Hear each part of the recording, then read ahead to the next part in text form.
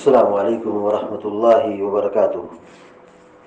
الحمد للہ رب العالمین والعاقبۃ للمتقین والصلاة والسلام علی اشرف الانبیاء والمرسلین نبینا محمد وعلی آلہ وصحبہ اجمعین ومن تبعهم بإحسان إلى يوم الدين وبعد، فقال جل وعلا: وجعل لكم السمع والأبصار والأفئدة قليلا ما تشكرون۔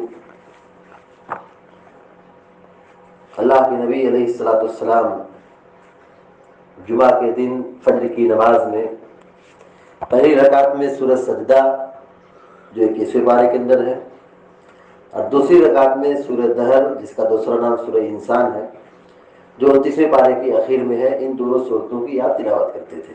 الحمدللہ، اللہ کا بہت بہت شکر ہے کہ اس عظیم سنت کو زندہ کرنے کی سعادت اللہ تعالیٰ نے ہم اور آپ کو عطا کی ہے۔ آپ اپنی مساجد میں جائیے، جہاں بھی ان دونوں صورتوں کی پابندی نظر آتی ہے، اس کے علاوہ کہیں بھی آپ جائیے کسی بھی مسجد میں، ان دو صورتوں کی ہم کیا بات کریں، نماز میں ایسی ایسی صورتیں پڑھی جاتی ہیں فجر کی نماز میں کہ اگر لمبی صورت پڑھتی جائے تو لوگ پڑھنے کے لیے تیار بھی نہیں اور سورج نکل بھی جائے گا۔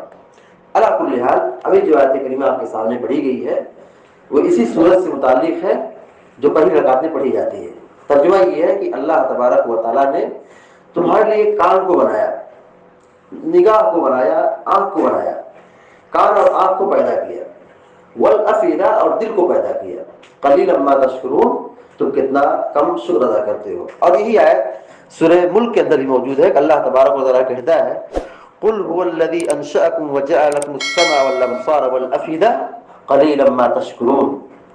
اللہ رب العالمین کہتا ہے: اے نبی آپ کہہ دیجئے کہ وہی وہ ذات ہے جس نے تم کو پیدا کیا اور تمہارے لیے کان اور آنکھ اور دل بنایا، تم بہت کم شکر ادا کرتے ہو۔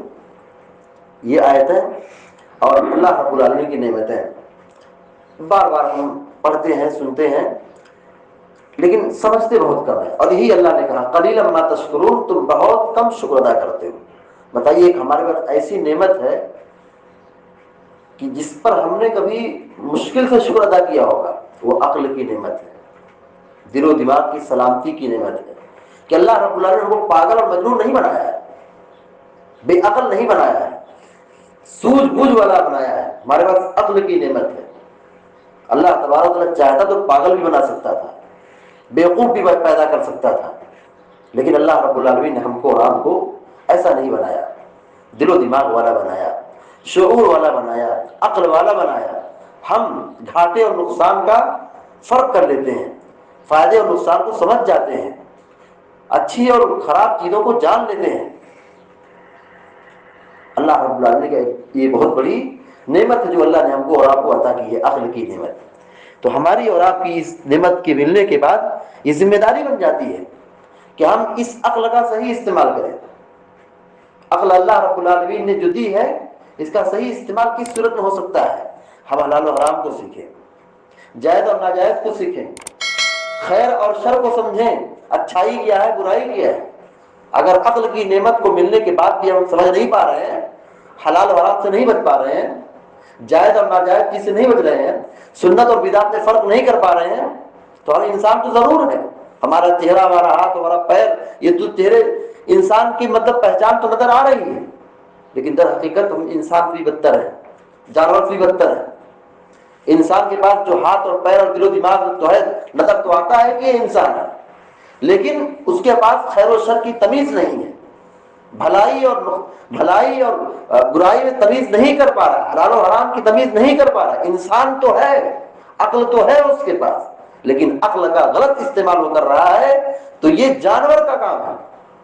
جیسے جانور کوئی کھانے اور پینے میں کوئی تمیز نہیں کہ حلال ہے کہ حرام ہے، ان کے پاس عقل نہیں ہے۔ یہی تو انسان اور جانوروں کے درمیان تمیز کا اور فرق کا معیار ہے۔ انسان کے پاس عقل ہے، وہ نقصان اور فائدے سمجھتا ہے، جانور نہیں سمجھتا ہے۔ اللہ رب العالمین نے کافروں کی مثال ذکر کی ہے، کافروں کی مثال ذکر کی ہے، کہا ان کے پاس تو دل تو ہے لیکن سمجھتے نہیں، ان کے پاس آنکھ تو ہے لیکن دیکھتے نہیں، یعنی حق کو نہیں دیکھتے ہیں، کان تو ہے لیکن سنتے نہیں، یعنی حق باتوں کو نہیں سنتے ہیں۔ اللہ رب العالمین نے کافروں کو کیا کہا؟ یہ سب کچھ ہے، آنکھ ہے، کان ہے، دل ہے، دل و دماغ ہے. کہا اللہ رب العالمین نے کہ ہم کل انعام اولئک کل انعام، یہ تو جانور ہیں. اللہ رب العالمین کن کے بارے میں کہہ رہا ہے؟ کافروں کے بارے میں کہہ رہا ہے، جن کے پاس دل بھی ہے، دماغ بھی ہے، شعور بھی ہے، ساری چیزیں موجود ہیں. لیکن اللہ رب العالمین کیا کہہ رہا ہے؟ یہ تو جانور ہیں.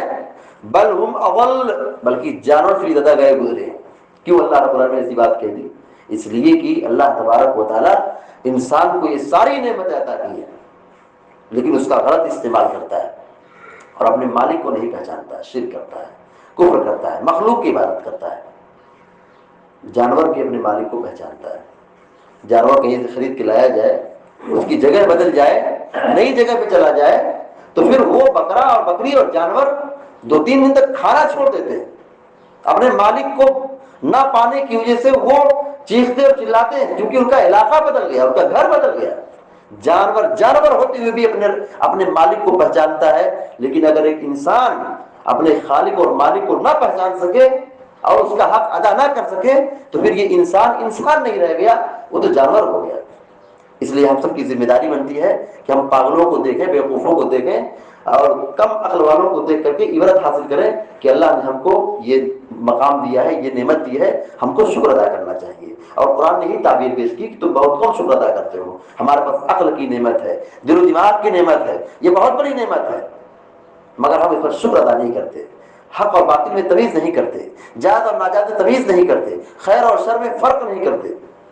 اللہ رب العالمین سے دعا کرتے ہیں کہ اللہ تبارک و تعالیٰ ہم کو، آپ کو، سارے مسلمانوں کو خیر اور شر میں تمیز کرنے کی توفیق عطا فرمائے اور اپنی عقل کا صحیح استعمال کرنے اور اپنے دل و دماغ کا صحیح استعمال کرنے کی ہم سب کو توفیق عطا فرمائے. آمین یا رب العالمین. اقول قولی ھذا واستغفر اللہ لی ولکم ولسائر المسلمین فاستغفروہ انہ الغفور الرحیم. وصلی اللہ علی نبینا محمد وعلی آلہ وصحبہ اجمعین. السلام علیکم ورحمۃ اللہ وبرکاتہ.